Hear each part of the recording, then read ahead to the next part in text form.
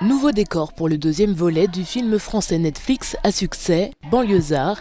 Sorti en 2019 sur la plateforme, le film qui met en scène le rappeur français Kerry James est en plein tournage de sa suite réalisée par Leila Si dans cette école entourée de baobabs au Sénégal.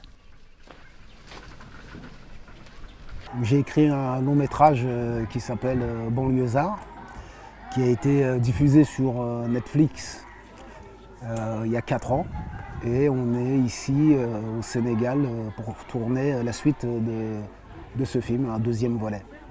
Le Sénégal fait partie et je pense que c'est vrai pour toute l'Afrique, ça fait partie de ces pays où tu poses ta caméra et immédiatement il se passe quelque chose, les couleurs elles sont extraordinaires. Si les cinémas d'Afrique francophone ont connu un déclin vertigineux qui a engendré la fermeture de nombreux d'entre eux ces 2 dernières décennies, ils reviennent progressivement aujourd'hui et engendrent une hausse de la production locale de comédie.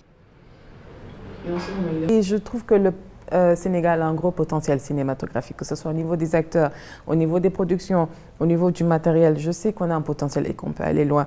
Après, ce qui est dommage, c'est qu'on s'arrête aux séries. Alors qu'en ce moment, il faut vraiment qu'on essaie de miser sur les films. Moi, à mon avis, à mon niveau, je trouve que les films permettent de plus propulser en fait. Lancée en 2015, la société de production sénégalaise Marodi possède un modèle économique qui repose sur des contenus locaux et des spots publicitaires qui génèrent des millions de vues. Elle est notamment à l'origine de la série à succès Maîtresse d'un homme marié qui a gagné plus de 4,8 millions d'abonnés sur YouTube. Il y a beaucoup plus de contenu local puisque avant nous consommions ce qui nous était proposé et l'Africain, les Sénégalais avaient pour habitude de regarder les autres contenus puisque c'est ce qui s'offrait à eux. Maintenant que des Sénégalais comme nous, Marodi, ont compris qu'il est important de mettre en avant des contenus de qualité, il faut, en regardant les séries de Marodi, on ne doit pas faire la différence entre une série d'une autre plateforme ou d'un autre continent.